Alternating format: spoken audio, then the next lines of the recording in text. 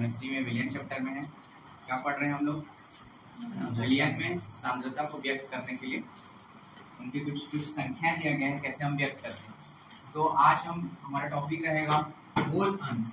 क्या रहेगा आज का टॉपिक? मोल अंश। मोल अंश या बुक में आपको दिया गया है, इसको मोल प्रभास करके दिया है। मोल प्रभास, इससे क्वेश्चन पूछा जाता है ना, न्यूमेरिकल क्वेश्चन। मोल प्रभास या इसमें इंग्लिश में मोल फ्रैक्शन बोलते हैं। मोल फ्रैक्शन क्या बोलते हैं? Mole fraction. तो मोल अंश क्या होता है? किसी भी अवयव का मोल अंश निकालने के लिए हम एक सूत्र लेते हैं, ठीक है। जैसे हम सूत्र फॉर्मूला मान लेते हैं अवयव का मोल अंश निकालने के लिए। अवयव का मोल अंश या मोल प्रभास है ना। मोल अंश बराबर क्या होता है? मोल अंश बराबर अवयव के, देखो अवयव यहाँ पे क्या हो सकता है? विलय भी हो सकता है और विलायक भी हो सकता है, ठीक है। इसलिए अवयव लिखा जाता है। आपको विलायक पूछेगा तो यहाँ पे विलय के मोलों की संख्या लिखना है ना, विलायक बोलेगा तो विलायक के मोलों की संख्या लिखना। तो यहाँ पे मैं लिख रहा हूँ अवयव के, है ना, मोलों की संख्या। अवयव के मोलों की संख्या डिवाइडेड विलियन के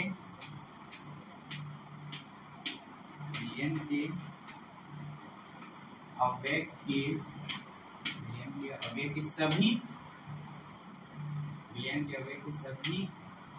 विलियन के सभी अवयवों के, यहाँ पे लिखना, सभी अवयवों के कुल मोलों की संख्या।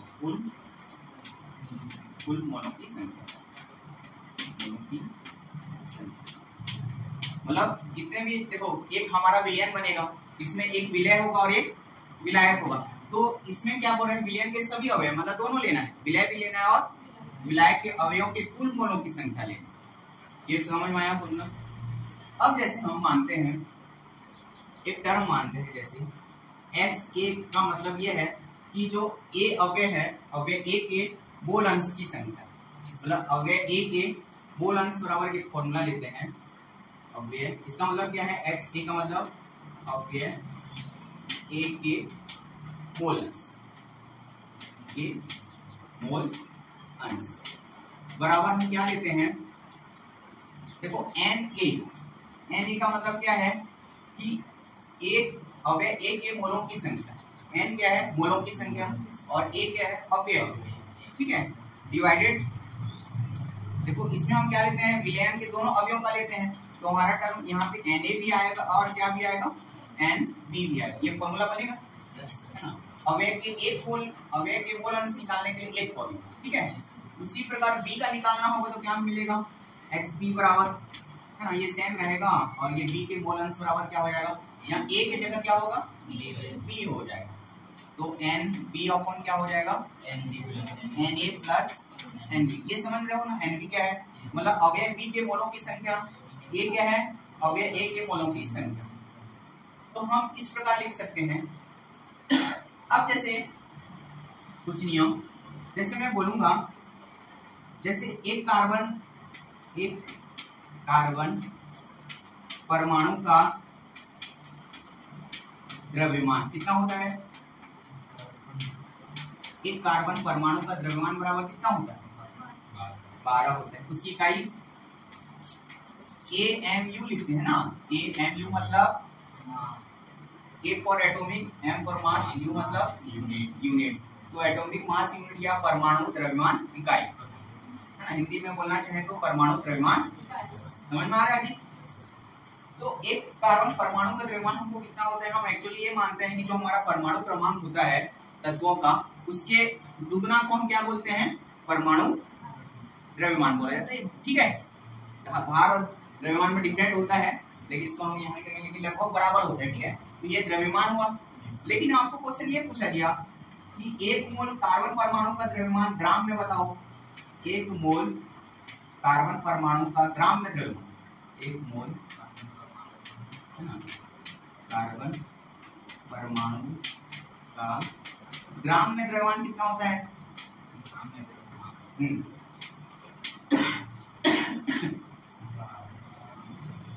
इसमें कितना होता है? ये कंफ्यूजन वाला क्वेश्चन है, इसलिए मैं बता रहा हूँ। मतलब आपको देखो, आपको नॉर्मली पूछा गया कि एक कार्बन परमाणु का द्रव्यमान आपने बता दिया 12, लेकिन एक मोल कार्बन परमाणु का ग्राम में भी द्रव्यमान कितना होगा? सेम ही होता है, डिफरेंट नहीं होता है। लेकिन ये किस में होगा? ग्राम में होगा, ये याद रखना। यदि मोल ग्राम में पूछा जाएगा तो है ना, ग्राम में आंसर आएगा। और एक कार्बन परमाणु द्रव्यमान का पूछा जाएगा तो AMU मतलब द्रव्यमान, मतलब परमाणु द्रव्यमान इकाई। और ये ऐसा क्यों होता है इसको मैं भी बता दे रहा हूँ, ठीक है, कि दोनों का जो मान होता है बराबर क्यों होता है, इसको मैं एक्सप्लेन कर देता हूँ। यहाँ तक क्लियर? ठीक है, तो इसको हटाऊं फिर। अब देखते हैं दोनों सेट हो गए।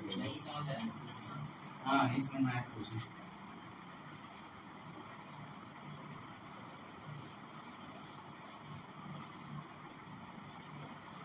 तो इसके लिए कुछ हम थोड़ा टर्म को पढ़ लेते हैं कि मोल क्या होता है। ठीक है, अब हमको जानना है कि ये मोल क्या होता है। ठीक है, तो एक कॉन्सेप्ट हम देख लेते हैं, मोल संकल्पना करके, है ना। हमारा जो हेडिंग है आप क्या है? मोल संकल्पना। ये आपका 11th क्लास में पढ़े होंगे, मोल संकल्पना करके कुछ पढ़े, याद आ रहा है? मोल कॉन्सेप्ट, इसको क्या बोलते हैं? Mole concept. ठीक है, मोल कॉन्सेप्ट। इसमें क्या होता है, हमको पता है कि जो हमारे परमाणु होता है, परमाणु में क्या क्या उपस्थित पाया जाता है?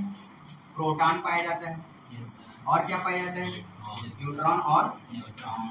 तो एक परमाणु बराबर कितना उसका मान होता है? सॉरी, एक प्रोटॉन बराबर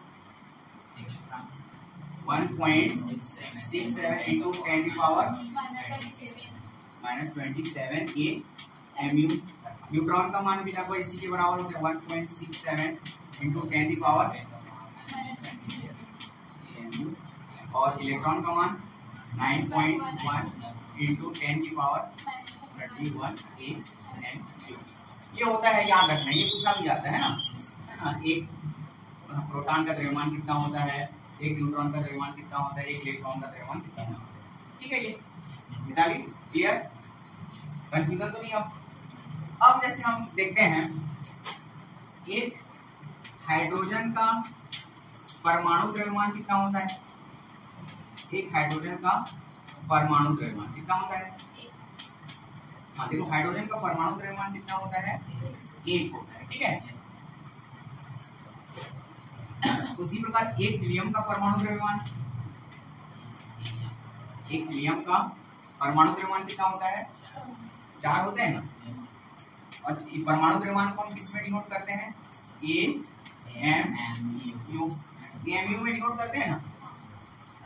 अब देखो, ये ऐसा क्यों आता है? AMU और ग्राम का जो मान होता है बराबर क्यों आता है, उसको हम प्रूव कर रहे हैं। अब जैसे मैं बोला, क्या पूछा था आपको क्वेश्चन, कि एक कार्बन है ना, एक C मतलब कार्बन, ठीक है, एक कार्बन,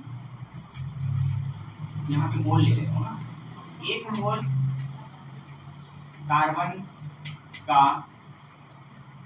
है ना, कार्बन का परमाणु ग्राम द्रव्यमान कितना होता है? परमाणु एक मोल कार्बन परमाणु का हमको ग्राम द्रव्यमान निकालना है। ठीक है, अब हमको देखो, ये जो मोल होता है, एक मोल बराबर कितना होता है? यहाँ लिखो, एक मोल बराबर होता है 6.022 इंटू 10 की पावर 23, है ना। इसको किसने दिया था, ये मान को याद है? हाँ, एक वैज्ञानिक है जिनका नाम क्या है ना, वैज्ञानिक है। एक नंबर दिया गया था जिनका मान को 1 मोल के बराबर माना जाता है। ठीक है, तो अब हमको निकालना है 1 मोल कार्बन परमाणु का द्रव्यमान ग्राम में निकालना। तो 1 मोल का मान हमको कितना पता है?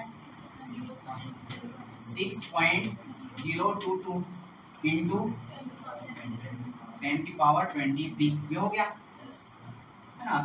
कार्बन का परमाणु द्रव्यमान हमको पता है कितना होता है ना, इंटू 12 कर दो, 12 कर दिए। ठीक है, अब हमको देखो ये द्रव्यमान को हमको किसमें कन्वर्ट करना है ना, इसको हमको इसमें कन्वर्ट करना है। ये हमारा जो द्रव्यमान दिया हुआ है वो किसमें दिया हुआ है, एमयू में दिया हुआ है ना, एमयू में दिया हुआ है। तो इसका मतलब ये 12 ग्राम, ठीक है, ये क्या है हमारा 12 ग्राम है कि नहीं है। अब हम इसको ऐसा लिख सकते हैं 6.022 इंटू 10⁻23 इंटू 12 इंटू 1 ग्राम लिख सकते हैं, 1 ग्राम लिख सकते हैं ना, हाँ कि ना, 12 इंटू 1 12 ग्राम तो हुआ, लिख सकते हैं नहीं। अब 1 ग्राम जो है हमारा, देखो ना, यहाँ पे 1 ग्राम का मान कितने के बराबर होता है, 1 AMU के बराबर होता है। और 1 क्या है हमारा, प्रोटॉन की संख्या है, तो एक प्रोटॉन की संख्या का मान हम इसको रख सकते हैं, ये वाले टर्म को 1.67 इंटू 10⁻, ठीक है। तो इसको हम जब रखेंगे 1 ग्राम की जगह, तो ये हो जाएगा 6.022 इंटू 10⁻23 इंटू 12 इंटू ये हो जाएगा 1.67 इंटू 10⁻⁻27। इस पूरे टर्म को सॉल्व करना, ठीक है। तो ये जो होता है ये सीधा डायरेक्टली सब कैंसिल होकर आपको क्या मिलेगा, 12 मिलेगा। कितना मिलेगा, 12। इसको मल्टीप्लाई करोगे, इसको मल्टीप्लाई करोगे, पूरे को सॉल्व करोगे तो कितना आएगा, 12। और हमने ये जो देख रहे हैं ये किसमें देख रहा है, ये ग्राम में। तो देखो हमने जो निकाला 1 मोल कार्बन परमाणु का द्रव्यमान भी है, इसके बराबर आ रहे हैं, है ना, 12 के बराबर आ रहे हैं ना। और हमको डायरेक्टली भी पता है कि, है ना, कार्बन परमाणु का द्रव्यमान कितना होता है, 12। ये समझ में आ रहा है। तो ये कॉन्सेप्ट है कि दोनों को मान को सॉल्व जब किया जाता है, मतलब उतने मोलों की संख्या को इसमें सॉल्व करके पुटअप करेंगे तो वैल्यू भी हमको वही प्राप्त होगा। तो 1 मोल कार्बन का परमाणु ग्राम में द्रव्यमान भी उतना ही होगा, या सीधा डायरेक्ट हम बोलेंगे तो कार्बन परमाणु का द्रव्यमान बोलने से कितना है, 12 AMU में लेना है उसको, है ना। और इसमें बोला जाए 1 मोल में बोला जाए तो इसमें लोगे ग्राम में, 1 मोल में बोला जाए तो ग्राम में, ठीक है। ये हो गया क्लियर। उसके बाद देखते हैं कुछ क्वेश्चन इससे पूछा जाता है।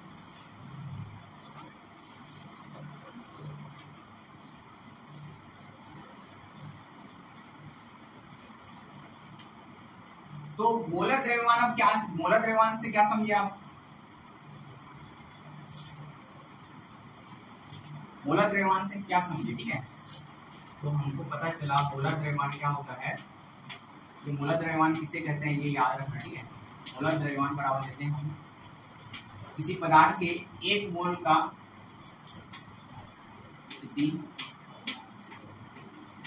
पदार्थ के 1 मोल का ग्राम में,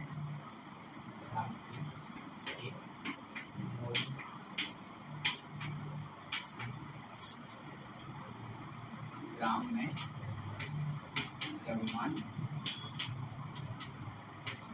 उस पदार्थ का मोलर द्रव्यमान कहलाता है, ठीक है। मतलब किसी पदार्थ के 1 मोल का, है ना, ग्राम में द्रव्यमान, उस पदार्थ का मोलर द्रव्यमान कहलाता है।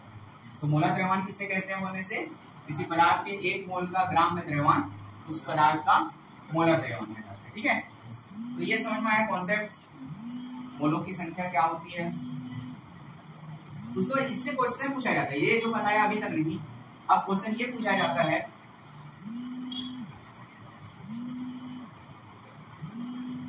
मान लो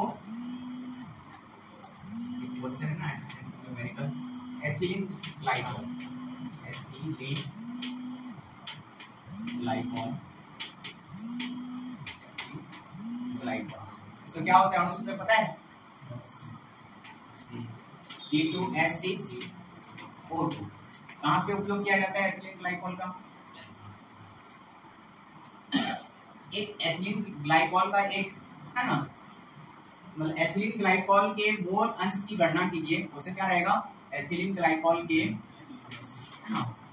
मोल अंश की गणना कीजिए, मोल अंश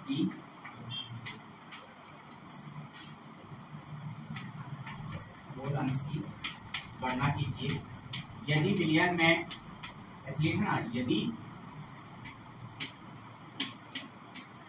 यदि विलयन में एथिलीन ग्लाइकॉल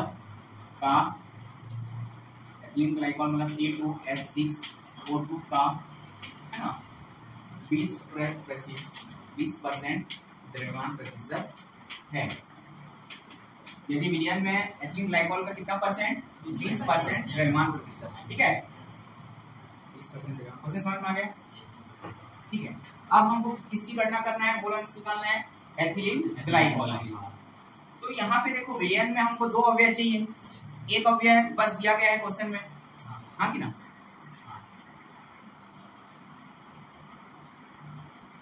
तो ये हमारा क्वेश्चन है, हमें इसमें क्या करना है, एथिलीन ग्लाइकॉल के मोल अंश की गणना करनी है। एथिलीन ग्लाइकॉल का उपयोग जो होता है ना वाहनों में, जो हमारा इंजन होता है, इंजन गर्म हो जाता है तो एथिलीन ग्लाइकॉल उसको क्या करता है, कूलिंग करने का काम करता है। ठीक है, अब देखो इसका जो सॉल्व कैसे करेंगे हम। पहले हमको देखो, मैं ये बोल रहा था आपको, यहाँ पे कितने अवयव दिए गए हैं विलयन में, कितने अवयव हैं यहाँ पे क्वेश्चन के अकॉर्डिंग, अवयव समझ रहे हो ना।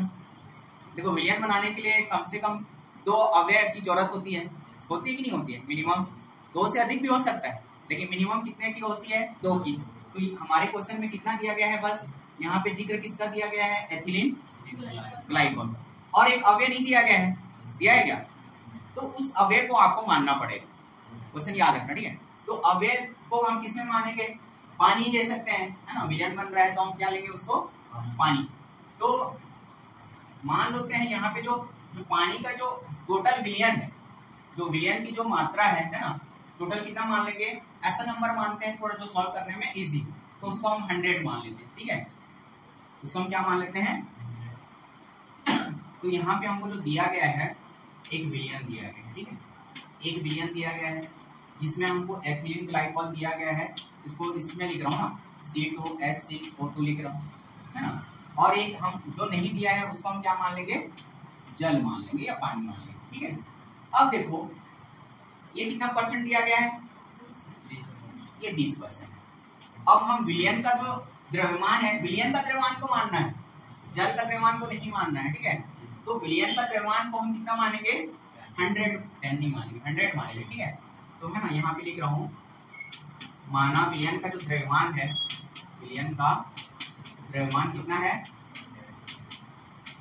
विलयन का जो द्रव्यमान है कितना है, 100%। ठीक है, कितना है, 100। तो पानी का द्रव्यमान कितना होगा, पानी का कितना होगा, देखो टोटल विलयन का द्रव्यमान कितना है, 100 है ना, इसका 100 का 20% मतलब 20 हुआ ना, तो पानी का द्रव्यमान कितना बचेगा इस विलयन में से। हाँ, यही आपको मैं आपसे पूछना चाह रहा था, और इसी में इतना कंफ्यूजन हो रहा है। तो है ना, जल का कितना आएगा, 80 आएगा, मतलब 80%। तो इसमें विलय कौन सा हुआ, विलायक कौन सा हुआ, देखो जो कम होता है वो क्या होता है, विलय होता है, और ये आपका हो गया विलायक। यहाँ से समझ में आया, क्लियर। अब हमको एथिलीन ग्लाइकॉल के मोल अंश की गणना करना है, तो C2H6O2 के मोल अंश क्या होंगे,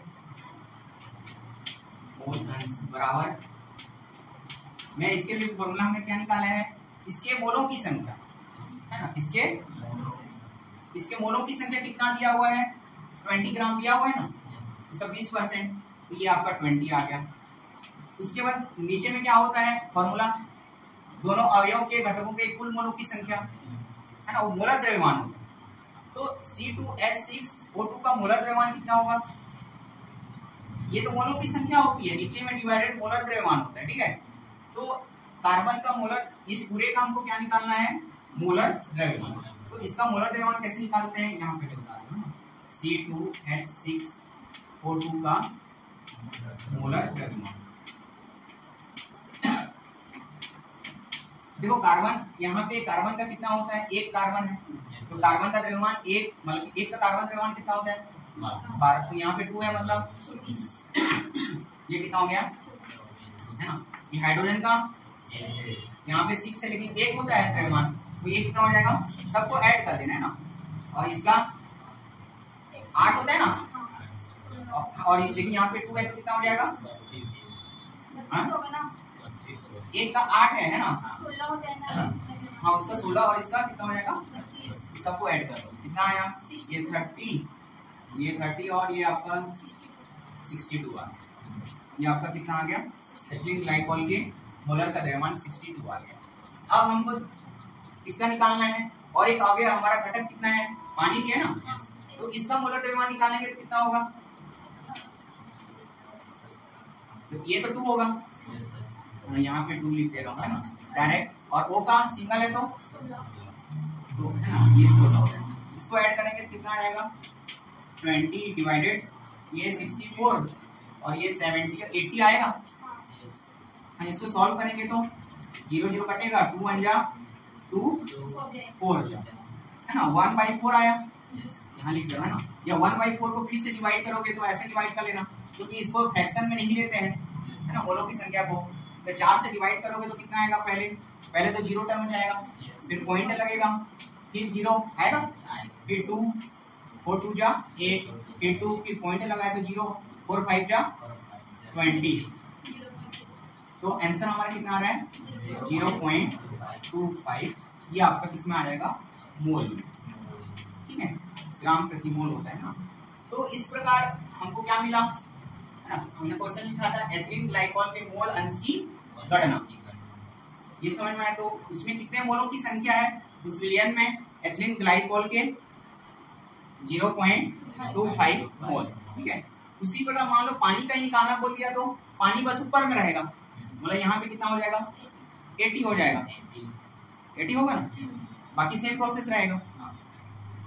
इसलिए समझ में आया कि कुछ डाउट, ऐसा क्वेश्चन आपको बनाने है ना पूछा जाता है एग्जाम में, देखो इसमें कुछ डाउट है तो पूछो।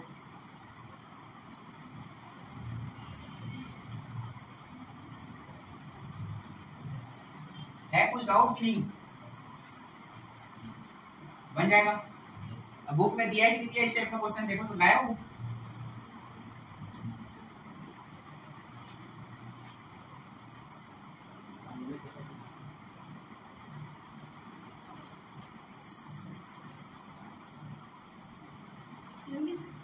नहीं आप लोग चेक करो ना, मैं तो क्या चेक करूँ, आप लोग चेक करके बताओ क्वेश्चन है कि नहीं इस टाइप का, है ना। मोल अंश की गणना करने के लिए कुछ क्वेश्चन वगैरह दिया है कि नहीं दिया है, मैं ये पूछ रहा हूँ।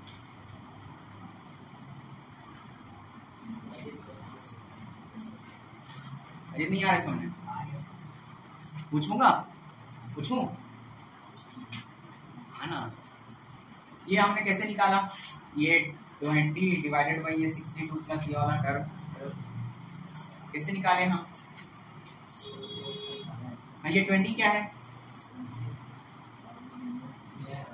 क्या किसका विलय है, हाँ एथिलीन ग्लाइकोल के विलय की संख्या, और ये 62 कितना है, हाँ मोलर द्रव्यमान कैसे निकालते हैं,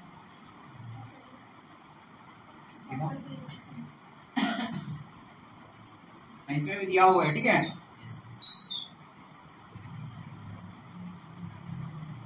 आ रहा है ना थोड़ा थोड़ा, पूरा नहीं आ रहा है बट थोड़ा थोड़ा आ रहा है,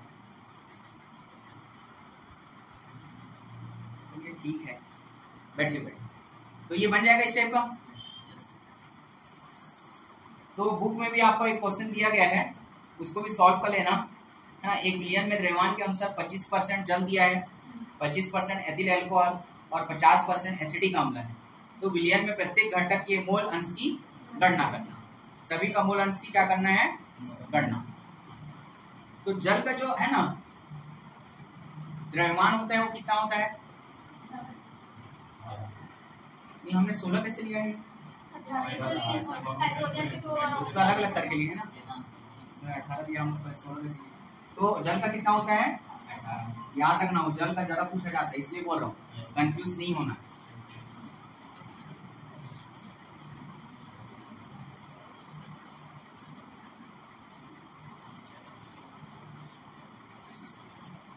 तो ये मोल अंश समझ में आ रहा है। क्वेश्चन और देखेंगे, दूसरा पढ़ें और एक देखो कुछ ऐसी दिया गया है, ये बुक का ही बता दे रहे हैं। एक विलियन में दिया हुआ है क्वेश्चन में ना, पानी कितना दिया हुआ है पानी आपका दिया हुआ है 25%। एसिटिक अम्ल कितना है? एसिटिक अम्ल का सूत्र क्या होता है?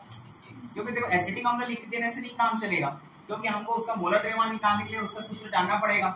तो एसिटिक अम्ल क्या होता है? हाँ, ये सब पता होना चाहिए। CH3COH। ये भी कितना है? 25%। और एक चीज क्या दिया हुआ है? एथिल अल्कोहल कितना होता है? वो कितना दिया गया है? एथिल अल्कोहल का सूत्र क्या होता है? एथिल अल्कोहल का C2H5OH एथिल अल्कोहल। ये कितना दिया गया है? 50%। देखो क्वेश्चन में ये नाम नहीं, ये नहीं दिया गया, इसका नाम दिया गया है, तो इसका रासायनिक सूत्र आपको जानना पड़ेगा, तभी तो मोलर द्रव्यमान निकलेगा, नहीं तो कैसे निकालोगे? अब जैसे पानी का हम निकालेंगे, है ना, मोलर द्रव्यमान बोला जाए या उसको आणविक द्रव्यमान बोला जाए, सेम है, बुक में आणविक द्रव्यमान लिखा गया है, ठीक है। तो हम जैसे पानी का निकालेंगे, पानी का मोलर द्रव्यमान निकालेंगे तो क्या होगा? पानी कितना परसेंट है? 25, है ना। इसका बस निकाल रहे हैं ना, पानी का ही मोलर द्रव्यमान निकाल रहे हैं, किसी और को नहीं ले रहे। तो डिवाइडेड क्या हो जाएगा? इसका मोलर द्रव्यमान कितना होता है पानी का? तो 25 डिवाइडेड बाई 18 कितना होता है? कितना होता है? इसको सॉल्व करने पे डिवाइड करने आ जाएगा ना, तो 1 पॉइंट दिया हुआ है, इसको सॉल्व करने से आएगा, ऐसा नहीं है। 1.388। अच्छा, डिवाइड करके पॉइंट के बाद एक भी डिजिट निकालोगे तो सही है, ऐसा नहीं कि पूरा निकालने की जरूरत नहीं है, ठीक है। इसमें उसी प्रकार एथिल अल्कोहल एसिटिक अम्ल का निकालेंगे तो कितना होगा? एसिटिक अम्ल और एथिल अल्कोहल का निकालिए, होता एसिटिक अम्ल का। ये आप लोग के लिए होमवर्क रहेगा, ठीक है। और एक क्वेश्चन दे रहा हूँ, वो भी आपका होमवर्क रहेगा, ठीक है। चलो क्वेश्चन को लिखो, तो बुक में लिखे है, मतलब ये है ना, विलियन में जो बेंजीन है, ठीक है, मैं उसका रासायनिक सूत्र नहीं लिखूंगा। बेंजीन आपका 30% है ना, बेंजीन 30% है। कार्बन टेट्राक्लोराइड कार्बन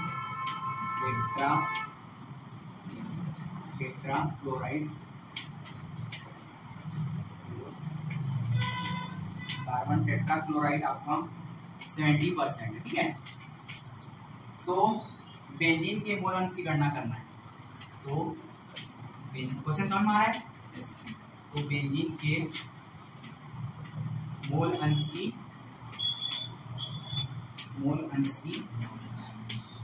गणना की। इसमें से 2 क्वेश्चन पढ़ रहे हो, पूछा जाता है ना। ये क्वेश्चन समझ में आया? तो आज की क्लास के लिए इतना, ये आपका होमवर्क रहेगा, ठीक है, बना के लाना। ओके।